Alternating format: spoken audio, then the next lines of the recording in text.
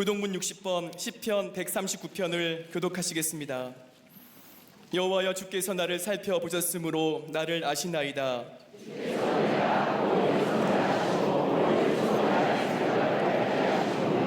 나의 모든 길과 내가 눕는 것을 살펴보셨으므로 나의 모든 행위를 익히 아시오니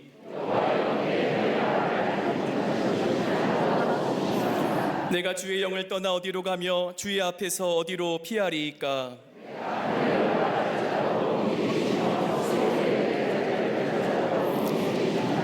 내가 새벽 날개를 치며 바다 끝에 가서 거주할지라도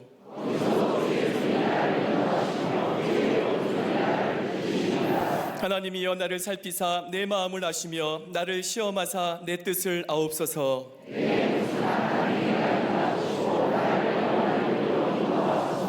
아멘.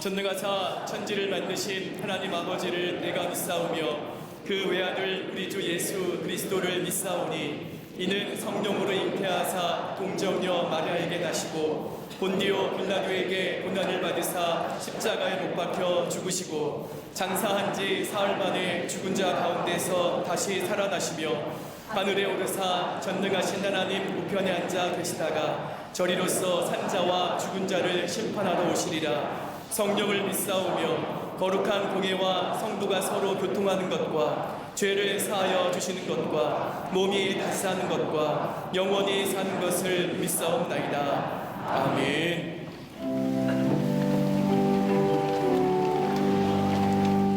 거룩한 주일 주님제에 나와 예수 그리스도의 부활을 고백하며 영과 진리로 예배하게 하시니 그 은혜 감사드립니다. 지금 이 순간 나에게 허락된 한 번의 호흡도 하나님의 은혜임을 고백하며 온 마음과 정성을 다해 예배하오니 우리 예배를 기뻐 받으시고 거룩한 진리를 발견하는 은혜의 시간으로 구별하여 주시옵소서. 자비의 하나님, 광야 같은 세상에서 하나님의 자녀답게 온전히 살지 못하고 세상 유혹과 시험에 넘어지고 사람과 물질의 마음을 빼앗겼음을 이 시간 고백합니다. 십자가 앞에 불신앙과 우상숭배, 탐욕과 야심의 죄와 허물을 내려놓사오니 예수님의 거룩하신 보혈로 덮으시고 불같은 성령으로 안수하시사 새로운 피조물로 거듭나는 회개의 역사를 허락하여 주시옵소서. 칼을 쳐서 보습을 만들고 평화를 이루시는 주님, 전 세계에서 발생한 전쟁과 테러, 자연재해로 피조물들이 고통당하고 생명의 위협을 받고 있습니다.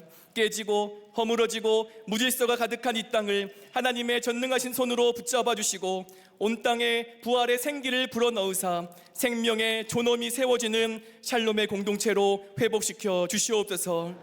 우리나라와 민족을 사랑하신 주님, 잘못된 이데올로기에 사로잡혀 인간 우상을 숭배하며 전 세계 평화를 위협하는 북한의 정권을 친히 주의 정의와 공의로 다스려 주시옵소서.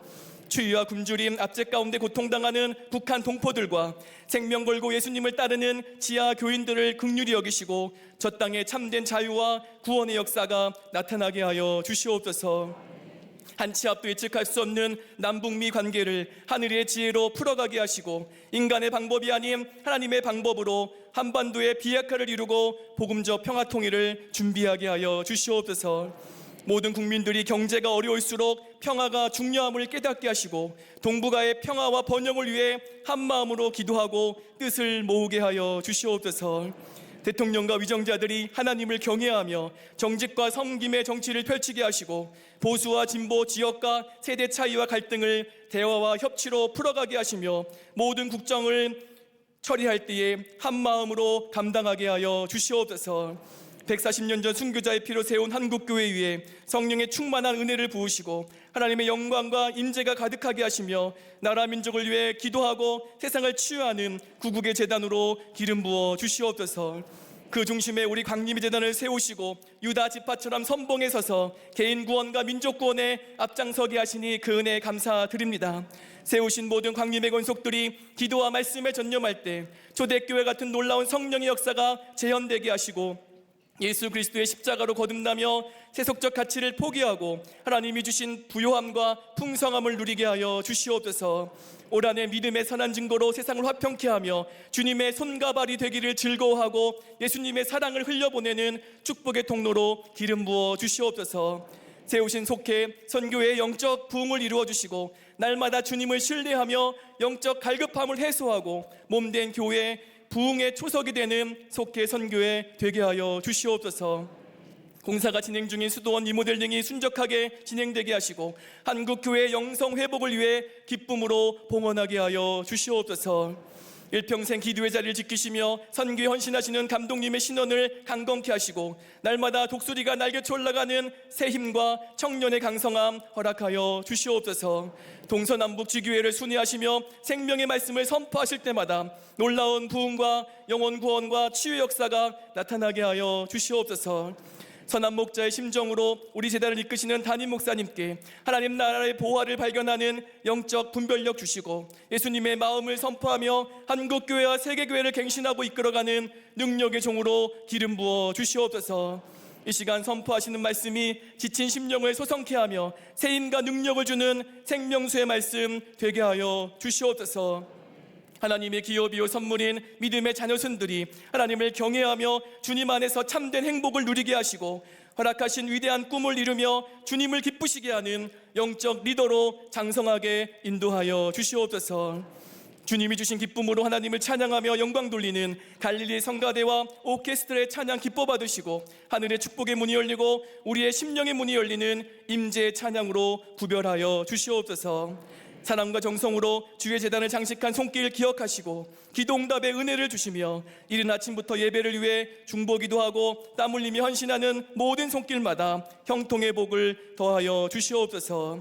성령 안에서 한마음으로 예배하며 몸된 재단을 세워가는 동서남북 지교회와 해외의 모든 선교지회에 본당과 동일한 성령의 역사를 허락하시고 방송과 인터넷으로 예배하며 주님 앞에 머리 숙인 모든 열방의 백성들 위해 세상이 줄 수 없는 평안과 기쁨이 넘치게 하여 주시옵소서. 이 모든 말씀 우리를 구원하신 예수 그리스도의 이름으로 간절히 기도하옵나이다. 아멘.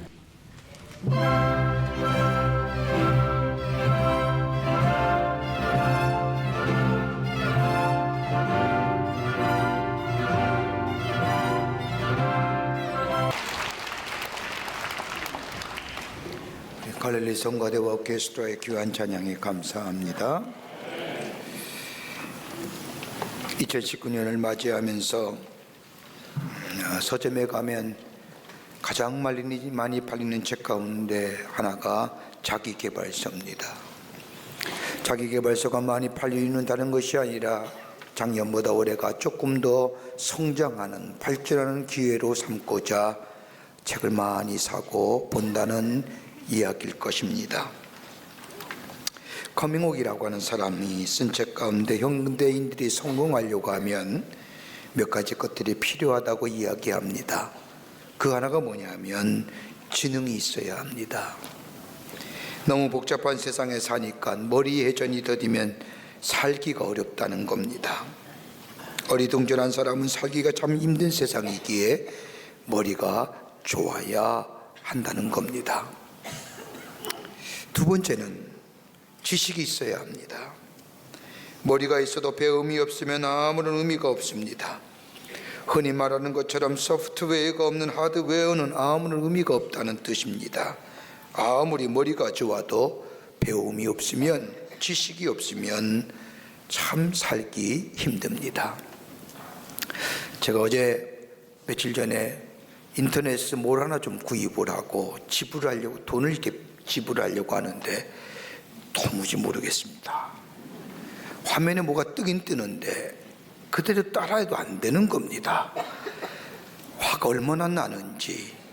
괜히 샀다는 후회감이 밀려올 때에 제 딸이 들어왔습니다. 제 딸이 딱 보더니 딱 3분 만에 끝내버렸습니다. 이거 어떻게 해야 될지 모르겠습니다. 배워야 되는데 배움이 게으르니까 살기가 힘든 겁니다. 남들은 쉽게 하는 건 쟤는 되게 어렵게 사는 것 같습니다. 지식이 있어야 됩니다. 또 하나 있다고 한다면 기술입니다. 아무리 좋은 지식이 있으면 무엇합니까? 내가 그것을 사용할 수 있는 능숙한 기술이 없으면 소용이 없습니다. 여러분, 우리나라 자동차 수가 약 2,300만 대가 넘는다고 합니다. 한 가정에 한 대 정도는 차가 있는 거지요. 웬만하면 다 차가 있습니다. 좋은 자동차도 있고 자동차에 대한 지식도 있고 자동차를 만드는 기술도 있다 하더라도 자동차를 운전할 수 있는 기술이 없으면 그 자동차는 나와 아무런 관계가 없습니다. 여러분 가운데도 장롱 면허증 있지요. 면허는 땄는데 그게 귀한 것이라고 장롱 깊숙이에 넣어놓고 한 번도 사용하지 못한 장롱 면허들, 그 면허 있으면 뭐합니까? 운전하지 못하는 것. 자동차와 아무런 관계가 없습니다. 그러기에 기술이 있어야 합니다. 또 하나 있다고 한다면, 위에 세 가지보다 가장 중요한 것이라고 한다면 자세입니다. 애티튜드입니다. 바른 자세와 바른 태도가 있어야 합니다. 태도와 자세는 곧 마음의 가짐이라고 할 것입니다. 그러면서 커밍아웃은 말하기를 성공적인 인생의 비결의 97%는 그 사람의 자세, 삶의 자세에 달려있다고 말합니다. 목적도 중요하지만 그 목적에 따른 내 자세가 중요하다는 겁니다. 그런데 삶의 자세는 내가 어떤 가치관을 가지고 있느냐에 따라서 달라집니다. 염세적이고 부정적인 가치관을 가지고 사는 사람에게는 언제나 부정적이고 염세적인 태도가 나옵니다. 그러나 긍정적이며 적극적인 가치관을 가진 사람에게는 긍정적이며 적극적인 태도가 나옵니다. 여러분, 인류의 역사를 보더라도 그 시대의 가치에 따라서 그 시대에 살고 있는 사람들의 태도가 달랐음을 봅니다. 여러분, 19세기의 가치는 무엇일까요? 자유였습니다. 자유를 위해 몸부림치던 시대였습니다. 그렇게 19세기에 수많은 나라들이 독립하고 자주국가로서 세워졌음을 보게 됩니다. 20세기는 평등이 가치였습니다. 그래서 평등을 외치다가 폭력으로 얻어보려고 했습니다. 그래서 이게 20세기의 지구촌 곳곳에서 평등을 가치로 내세운 여러 가지의 레볼레이션, 혁명들이 일어났던 것을 보게 됩니다. 21세기는 파괴입니다. 인간의 인격이나 인간성을 존중하고 평등 사상에 입각하여 인종과 종교와 습관과 문화와 국적을 초월하여 서로 사랑하는, 평등하게 대하는 그 정신을 가치로 삼았습니다. 그러면 지금의 시대에 필요한 건 뭘까요? 우리의 가치가 어떤 것이 되어야 될까요? 다름 아니라 관용이라고 생각합니다. 받아들일 줄 아는 마음, 배척하는 것이 아니라 다른 사람에 대해서 용납할 수 있는 마음, 우리나라뿐만 아니라 지구촌 곳곳에서 일어나는 수많은 폭력과 파괴의 것들을 보면 그 안에 뜨거운 증오가 있음을 봅니다. 잘못을 저지른 사람을 징계하고 처벌하는 것은 당연한 일이지만 문제의 정도가 심하다는 겁니다. 다른 사람의 실수나 다른 사람의 잘못을 용납할 수 있는 사회, 그러기에 관용의 가치가 필요한 지금의 시대가 아닌가 생각이 됩니다. 오늘 우리가 읽은 본문의 말씀은 메시아를 기다리던 한 사람을 우리에게 소개합니다. 이 사람은 구약 성경을 아는 사람이요, 모세의 율법을 알고 성경을 통해서 메시아가 온다는 것도 알고 있던 사람입니다. 성경에 대한 전이해가 있을 뿐만 아니라 당시에 암흑기였던 이스라엘의 하나님의 아들 되시는 메시아가 오기를 기다렸던 메시아의 대망사상을 가지고 있던 사람입니다. 근데 오늘 본문의 말씀을 보면 재미난 에피소드 같은 하나의 이야기가 나옵니다. 친구가 찾아와 이 사람에게 말하기를 모세의 율법에 기록하였고 여러 선지자가 기록한 그 일을 우리가 만났네 라고 하는 말을 하자 친구가 말해 어디에? 라고 이야기합니다. 그랬더니 만난 친구가 다름이 아니라 요셉의 아들 나사렛 예수니라고 하는 말을 하자 오늘 나다나엘이라고 하는 이 말씀에 나오는 주인공이 이야기하기를 나사렛에서 무슨 선한 일이. 여러분 한번 생각해 보십시오. 친구가 와서 모세의 율법에 기록하였고 여러 선지자가 기록한 그 메시아를 우리가 만났어라고 하면 그래? 하나님의 약속이 성취되었네, 하나님 감사합니다, 뭐 이렇게 얘기하고 그리고 쫓아가서 만나야 되는 거 아닙니까? 그런데 이 나다나엘은 이야기하기를 어디서 났는데 나사렛, 나사렛에 무슨 선한 것이? 라고 하며 냉소적인 반응을 보입니다. 우리 동네는 아니라는 겁니다. 절대로 우리의 이웃이 아니라는 겁니다. 어떻게 저 하늘 아래 동네에 하나님의 아들 메시아가 태어날 수 있느냐? 라고 하며 친구의 증언을 일축해 버립니다. 일단은 부정하고 거부해 보지만 친구가 말하기를 내가 만났단 말이야, 내가 만났어라고 하는 이야기에 따라 나섭니다. 내가 공부한 것도 아니고 내가 발견한 것도 아니고 내가 만났으니 와 보라고 하는 이 친구의 말에 지금까지 가졌던 자기의 편견, 자기의 이해를 다 버리고 논리와 지식적인 방법을 다 내려놓고 만남이란 새로운 진리 추구의 방법을 택합니다. 여러분, 만남이 뭘까요? 만남은 종합적인 인식입니다. 우리가 예수를 만났다고 하는 것은 종합적인 인식뿐만 아니라 인격적 인식입니다. 여러분, 예수를 만나서 구주로 영접하고 하나님의 사람이 되었습니까? 여러분, 종합적으로 인격적으로 주님을 만난 겁니다. 그럴 때 예수를 보게 되고 그럴 때 예수를 영접하게 되고 더 나아가 구주를 영접할 뿐만 아니라 예수님이 나의 주인 되시라고 고백할 수 있는 것, 이게 바로 만남을 통한 종합적이고 인격적 경험이라 하는 겁니다. 편견 속에서 자기의 이해 가운데 그럼에도 불구하고 친구의 권유로 예수를 만났던 나다나엘, 예수가 제자되어 변화된 삶으로 살아갔던 이 사람, 어떤 역사가 일어났기에, 어떤 일이 있었기에 하나님의 귀한 사람으로 나중에는 저 인도까지가 복음을 전하는 하나님의 사람이 되었을까요? 오늘 본문의 말씀을 통해서 함께 말씀을 나누며 은혜 받기를 원합니다. 첫째는 진리를 갈망하던 사람입니다. 진리를 갈망해야 합니다. 오늘 45절의 말씀을 보십시오. 빌립의 나다나엘을 찾아와 말합니다. 모세가 율법에 기록하였고 여러 선지자가 기록한 그 일을 우리가 만났으니 요셉의 아들 나사렛 예수니라. 오늘 본문의 말씀을 가만히 읽어보면 나다나엘은 구약 성경을 아는 사람입니다. 모세의 율법을 알았을 뿐만 아니라 성경을 통하여 메시아가 오리라는 사실을 알 뿐 아니라 믿었던 사람입니다. 성경에 대한 전이해가 있었던 사람입니다.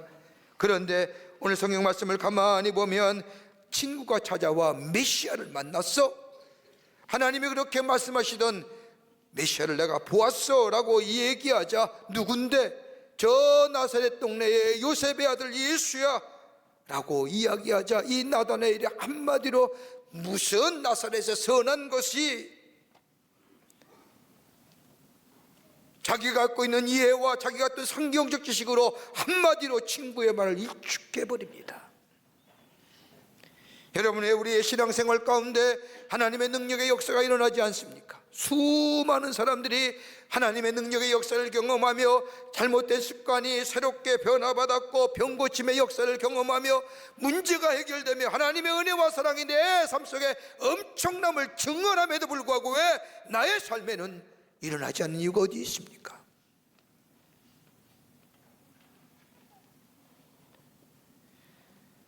다름이 아니라 그것은 나만은 제외라고 생각하기 때문입니다. 믿긴 믿지만 나만은 예외라고 생각하는 겁니다. 다른 사람의 경험한 것은 내가 이해할 수 있다 할지라도, 믿지 할 수도 있다 할지라도 나만은 아니라고 생각하니 하나님의 놀라운 역사가 일어나지 않는 겁니다. 내 편견과 내 이해와 내 이수적 판단에 하나님의 역사를 재단해 버리는 겁니다. 나다나엘이 그렇지 않습니까? 일단은 부정하지 않습니까? 내 이해와 내 판단과 내 생각에 맞지 않게 거절합니다. 내가 공부한 것도 아니기 때문에, 내가 경험한 것도 아니기 때문에, 내가 체험한 것도 아니기 때문에. 그러나 친구가 만났고 경험했고 체험했던 말에 나아지 못해 친구 때문에 따라나십니다. 자기 이해는 아닙니다. 논리적인 그 지식적인 방법을 택한 것이 아니라 다만 친구의 우정 때문에 따라나섭니다. 여러분, 많이 배웠고 많이 경험했던 분들이 가지는 가장 큰 신앙의 도전이 무엇인 줄 아십니까? 아니, 쉽게 예수를 영접하지 못하는 이유가 뭔지 아십니까? 하나님의 말씀을 비합리적으로 비성적으로 생각하는 겁니다. 지금 우리는 21세기에 살지만 20세기에는 인간의 이성과 인간의 경험이 부흥했던 시대라 할 수 있을 겁니다. 여러분, 20세기에 이런 운동에 치대한 영향을 미쳤던 세 사람이 있습니다. 3대 지성을 얘기할 수 있습니다. 하나는 누구냐? 다윈입니다. 다윈의 진화론입니다. 하나님의 창조를 부인하고 이 세상의 진화의 자유로운 결과에 의하여 지금과 같은 모습이 되었다고 주장합니다. 여러분, 단순히 진화만 얘기하는 겁니까? 이 다윈의 진화는 정치와 경제와 사회 모든 분야에 깊게 뿌리 내렸지 않습니까? 하나님이 세상을 창조했다는 것 부정하지 않습니까? 그 결과 무엇입니까? 무신론을 낳지 않습니까? 여러분, 요즘에는요, 이 다윈의 진화론이 얼마나 우리의 삶 속에 깊숙이 자리 잡고 있는지요. 그래서 저 유태인의 종교학자, 역사학자인 유발 발발이라고 하는 사람이 쓴 책 가운데 호모 사피엔스 넘어서서 뭐예요? 호모 테오스 하는 거예요. 인간의 신이다. 만드는 것, 기술을 이용하는 사람에 넘어서서 데오스 하는 거예요. 또 하나 있다면 마르크스입니다. 다윈의 진화론을 영향을 받은 마르크스는 인간은 하나님의 창조, 하나님의 형상대로 지음받은 하나님의 인격, 인간의 도덕성, 인간의 가치 무시해버리지 않습니까? 인간은 도구, 물질화 만드는 겁니다. 인격적인 존재가 물질로 전락하는 겁니다. 정신의 세계라든지 영혼의 세계 무시하지요. 철저하게 만몬주의로, 물질주의로 인간을 전락시키지 않습니까? 또 하나의 사람이 있지요. 벨하우젠이라는 사람입니다. 하나님의 말씀은 영감으로 쓰여진 말씀인데 이 말씀은 우리를 바르게 함과 더불어 의로 살기에 유익함을 뿐만 아니라 이를 향한 구원의 기쁨 소식이 담겨진 이 하나님의 말씀, 이것을 가리켜서 이 벨하우젠 사람은 미스, 신화라 얘기하죠. 고대 근동 지방에 있었던 신화 소라들을 모아서 짜집게 한 것이 성경이다. 하나님의 영감으로 기록된 말씀을 철저하게 부정하지요. 여러분, 그런데 이것들이 인간을 구원하던가요? 이거 진리일까요? 제 친구 하나 가운데 똑똑한 친구 하나가 있었습니다. 아주 명석한 친구입니다. 공부도 잘했습니다. 이 친구랑 함께 신학교에 들어가서 같이 공부하는데 학교를 다니면서 이 친구가 학생운동에 깊게 빠집니다. 당시에 사람들이 관심을 갖던 여러 가지 많은 사회개혁의 운동, 사회변혁의 운동에 대한 서적을 읽고 사회개혁운동에, 변혁운동에, 정치운동에 심취합니다. 어느 날 만났는데 자신은 신학을 공부하고 있지만 신학 가운데서도 가장 레디컬한 것을 가지고 사회번역과 개혁에 대한 글을 써보겠다고 이야기합니다. 이상하지요? 어떻게 저렇게 빠질 수 있을까? 아주 부정적입니다. 체제와 이 사회체 구조에 대해서 아주 반사회적인 이야기를 많이 합니다. 그리고 나서는 졸업을 하고 얼마간 소식이 두절되었습니다. 구원이라든지 삶을 변화시키는 하나님의 말씀이라든지 의로교육하게 유익한 하나님의 말씀에는 관심이 없고 오직 운동과 투쟁에만 관심이 있던 친구, 하나님의 말씀을 영혼을 구원하기 위한 말씀보다는 자신의 일에 정당성을 부여하는 일로 사용했던 이 친구, 그러던 어느 날 이 친구가 복음을 전하는 목사가 되었다는 겁니다. 놀랍죠? 그래서 만났습니다. 같이 이야기하는데 자신의 삶의 굴곡진 이야기들을 합니다. 운동을 열심히 하던 가운데 수배 학생이 되었습니다. 잡히기 싫어서 전국 강방곡곡을 숨어 다니다가 우연치 않게 교회 예배에 참석하게 되었는데 예배를 드리면서 말씀을 들으면서 자기의 모습을 뒤돌아보니 얼마나 한심하고 자신의 모습이 불쌍한지 그 자리에서 한없이 울었다는 겁니다. 찬송을 부르면서 기도하는데 자신의 일생에 그렇게 간절하게 기도해 본 적이 없을 정도로 간절히 기도했는데 찬송 부르는데 불안했던 마음이, 두려웠던 마음이, 걱정의 마음이 사라지고 평안이 찾아오는데 그 같은 경험은 이제껏 자신의 인생에 해본 적이 없는 경험. 그들의 친구는 경찰서에 가서 자수를 하고 6개월의 옥고를 취합니다. 그리고 나서 이 친구가 도미하여 미국 유학하여 공부를 하고 목사 안수를 받고 오직 복음만 전하는 목사가 됩니다. 은혜를 받고 보니 그 전에 공부하였던 것들, 사회주의며 진화로며 마르크스며 사회 다 부질없다는 겁니다. 다 버렸습니다. 가만히 생각하니 하나님의 은혜가 너무너무 감사한 것뿐이랍니다. 그러면서 하는 말이, 김 목사, 세상에서 하는 이야기, 세상의 진리는 진리가 아니야. 허상이야. 진리는 오직 예수뿐이야. 예수만이 진리야. 세상에 수많은 진리라고 얘기하는 것들 다 허상이야. 진리는 예수뿐이야 라고 얘기해요. 그 말이 아직 제 마음속에 영혼으로 남아요. 진리를 알지니 진리가 너희를 자유케 한다는 말씀. 내가 그 길이요 진리요 생명이, 내가 가졌던 자기 이해, 자기 편견, 행여나 자기 이해와 자기 편견과 자기 경험에 맞지 않더라도 예수 그리스도가 진리이심을 받아들이는, 그 진리를 갈망하고 그 진리를 만났을 때에 받아들이는 자마다 새로운 경험, 이전보다 더 큰 일을 본다고 하는 예수님 말씀처럼 우리 안에도 예수를 받아들이고 예수만이 진리이심을 고백하는 자들 때에 우리 또한 이전보다 더 큰 역사를 경험하는, 보는 하나님의 백성의 삶으로 살아가게 될 줄 믿습니다. 이게 믿음입니다. 두 번째는 행동하는 신앙입니다. 오늘 45절과 46절의 말씀을 보십시오. 나다넬의 친구인 빌립이 찾아와서 말하기를 모세가 율법에 기록하였고 여러 선지자가 기록한 그 일을 우리가 만났으니 그 이름은 요셉의 아들 나사렛 예수니라. 이렇게 얘기하자 나다넬이 뭐라고 얘기합니까? 아주 냉소적으로 비관적으로, 야 나사렛에 무슨 선한 일이 날 수 있겠느냐.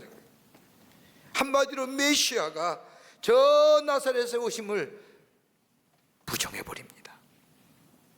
근데 오늘 본문의 말씀을 보세요. 예수님을 만나기 전에 나다나엘이 한 것이 무엇입니까? 무화과 나무 아래 있었습니다. 유대인의 관습에 의하면 유대인들에게는 아무리 바쁜 일이 있더라도 하루에 3번은 하던 일을 멈추고 하나님 앞에 기도합니다.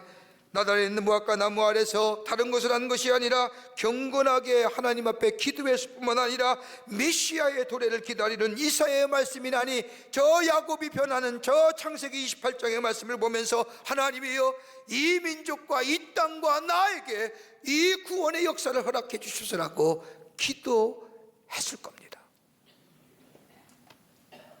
다른 사람은 때악빛을 피하여 오수를 죽이고 낮잠을 즐기고 한가하게 쉬지만 이 나다나엘은 그 때악빛을 피하여 무화과 나무 아래서 하나님이여 이 민족 구원해 주시고 하나님이여 나를 구원해 주시고 하나님이 약속처럼 메시아가 이 땅에 도래하여 나를 새롭게 해 주시옵소서라고 기도했을 겁니다. 이 기도가 끝난 후에 빌립이 와서 얘기하는 겁니다. 야, 내가 저 모세가 율법에 기록한 대로 여러 선지자가 기록한 대로 내가 위의 메시아 그 메시아를 만나니라. 누군데? 저 요셉의 아들 저 나사렛 예수니라. 그렇게 얘기하면 가야죠. 기도했잖아요. 아멘 했잖아요. 말씀을 믿었습니다. 믿습니다. 그렇게 이루어질 줄 믿습니다라고 했으면 따라가야 되는데 조금 전만 해도 메시아의 구원의 도래를 읽었던 이 메시아 이 나다나엘 뭐라고 얘기합니까? 나사렛에 무슨 선한 일이 야 그런 소리 하지 마라고 얘기하는 겁니다. 자신의 편견과 지식에 의해서 하나님의 거룩한 역사를 다 부정해버립니다. 예수를 기다렸다면 메시아를 기다렸다면 메시아가 태어날 장소가 이미 성경에 기록되어 있음에도 불구하고 그래서 예수님이 이 땅에 오셨다면 말씀 그대로 이루어졌음을 보았지 않습니까? 친구가. 그러면 믿어야죠. 일어서서 다가서야지요. 우리 교회 와서도 영성세미나에 있던 리차드 포스트라고 하는 영성학자가 21세기를 사는 현대인들의 특징을 얘기하면서 결정적인 순간에 결정력을 잃어버린 이유가 있다는 겁니다. 결정적인 순간에 결단해야 되는데 그 결정적인 순간에 결단을 희미하게 만드는 거 있다는 겁니다. 그 하나가 뭐냐면 소음이에요. 여러분 날 때부터 얼마나 많은 소음을 너무 많은 것을 듣습니다. 그것은 뭐예요? 라디오나 텔레비전이나 컴퓨터나 이런 소문 저런 소문들을 많이 듣습니다. 정보의 소리를 듣습니다. 이것이 사람으로 하여금 결정적인 순간에 결단을 힘있게 한다는 겁니다. 여러분 젊은 형제와 자매들이 가장 컴퓨터에서 가장 많이 보는 게 뭘까요? 댓글입니다. 댓글 가지고 결정하지 않습니까? 이거 옳아? 틀려? 댓글이 많으면 옳은 겁니다. 댓글이 적으면 틀린 겁니다. 자기의 정체성 없습니다. 자기의 주관이 없습니다. 별것도 아닌 것처럼 수없이 난무하는 그 이야기 듣고 자신을 결단해버립니다. 이게 소음입니다. 또 하나 있죠. 바쁘게 산다는 겁니다. 여러분 얼마나 바쁘게 삽니까? 그래서 얼마나 바쁜지요.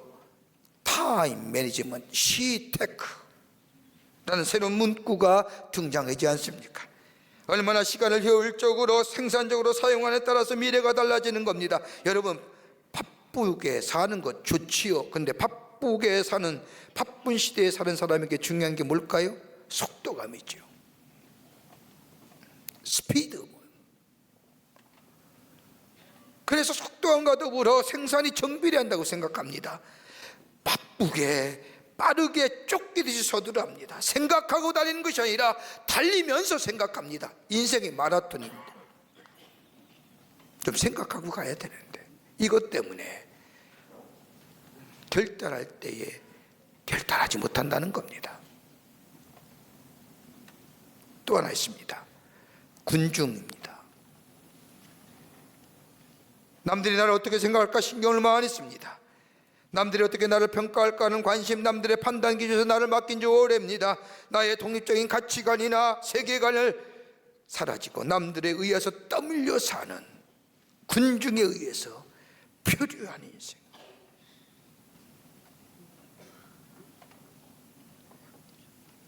나다니엘 그렇지 않습니까?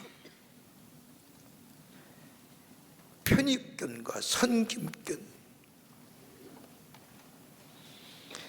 친구의 빌립의 말을 듣고도 자신의 편견과 선입견을 가지고 예수님께 이야기하지요.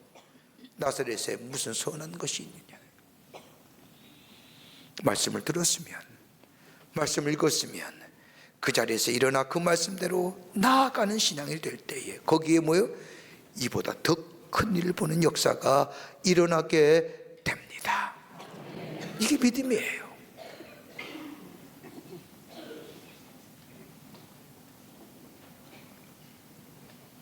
끝으로 새로운 피조물의 사람이 됩니다. 새로운 피조물의 사람 됩니다. 50절의 말씀을 보십시오. 예수님께서 대답하여 가라사대 내가 너를 무화과 나무 아래서 보았다 물어 믿느냐? 이보다 더 큰 일을 보리라. 본문 말씀을 자세히 보십시오. 무화과 나무 아래서 이 나다리는 다른 사람이 다 낮잠을 잘 때 그는 깨어서 하나님의 말씀을 묵상하고 있었던 것을 예수님이 보시고 아셨다는 겁니다. 남들 다 자는데 그가 무슨 생각하고 있는지 아신 겁니다. 그러기에 참 이스라엘 사람이로다. 여러분, 이스라엘 백성이 이 당시에 가졌던 가장 중요한 사상이 뭐예요? 메시아의 대망 사상이에요. 그러니까 예수님께서 나다나엘의 마음과 생각을 읽고 계신 겁니다. 그리고 뭐라고 얘기해? 저 속에 간사한 것이 없도다. 진실함이 있도다. 그의 마음과 그의 삶의 모습까지도 꿰뚫어 보시는 우리 예수님, 이 말 한마디에 나다나엘이 무릎을 꿇지 않습니까? 여러분, 이 대목에 행간을 좀 한번 생각해 보십시다. 나다나엘이 꼭 무화과 나무 아래서 하나님의 말씀을 보고 기도하는 것만 했을까요? 다른 일상은 없었을까요? 왜 다른 사람의 얘기를 말씀 안 하실 거예요?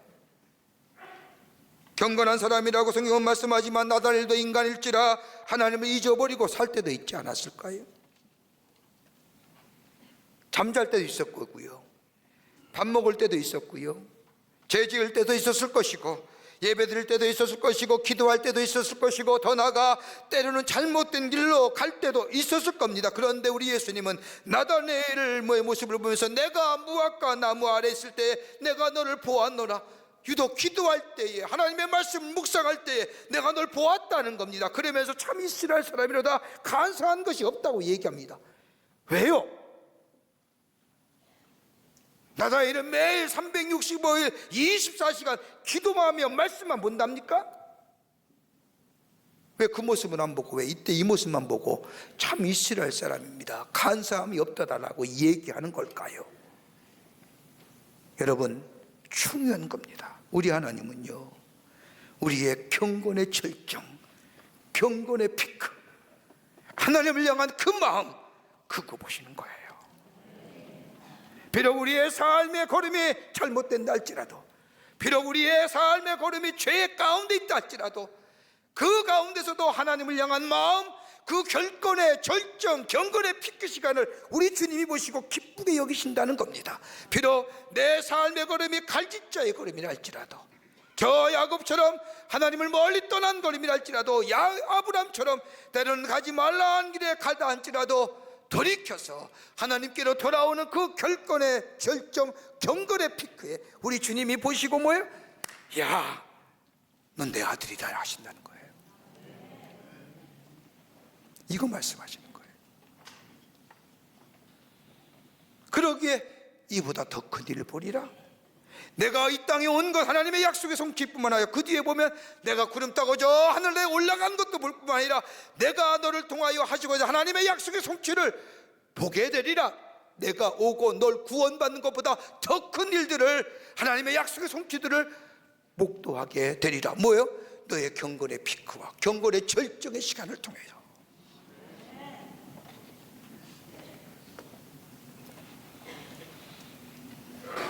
비록 야곱처럼, 아브람처럼 실수하고 허물이 있다 할지라도 하나님을 향하는 그 마음 보고 하나님이 이보다 더 큰 일을 보게 미래를 열어가신다는 겁니다. 2차 세계대전 때 일본군의 항복으로 인하여 전쟁이 끝났을 때 미국의 미주리함에서 미군과 일본군의 패전에 대한 문서 조인식이 있었습니다. 메가더 장군은 미국을 대표하는 사람이고 상대방은 일본을 대표하는 사람입니다. 전쟁에 패한 직후라 일본 해군 제독이 메가더를 향하여 우정과 평화의 제스처로 악수를 청합니다. 이런 악수는 뭐예요? 난 너에게 해야 할 뜻이 없다는 겁니다. 여러분 악수할 때 손뿌리 치지 마십시오.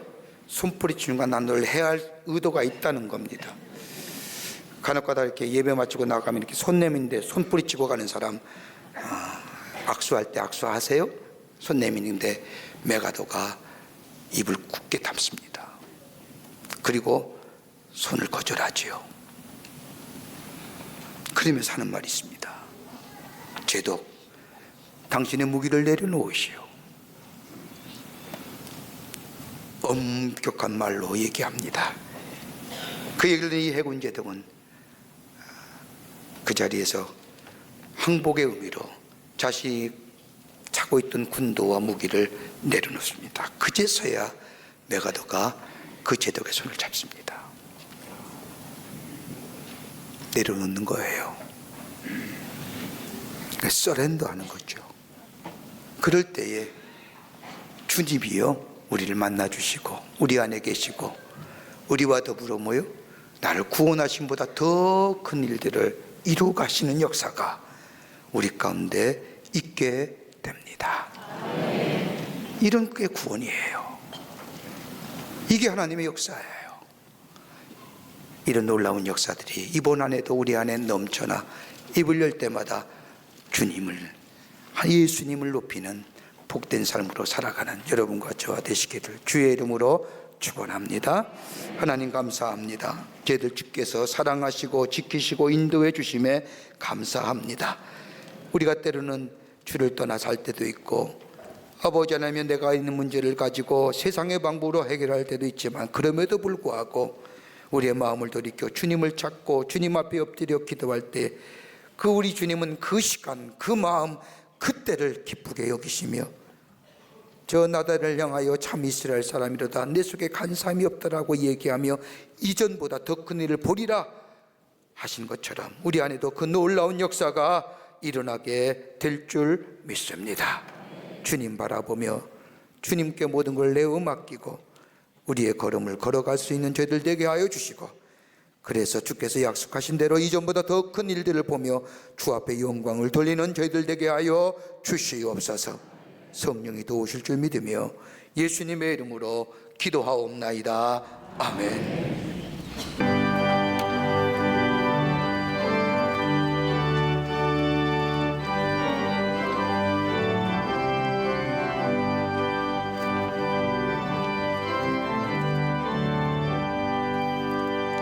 내가 예수 믿고서 제사받아 나의 모든 것 다 변했네.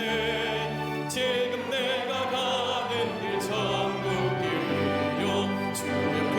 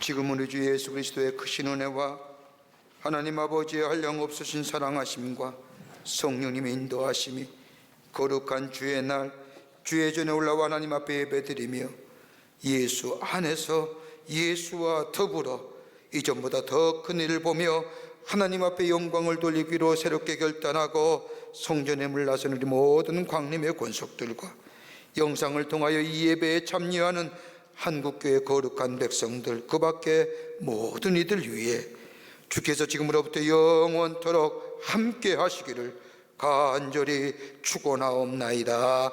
아멘.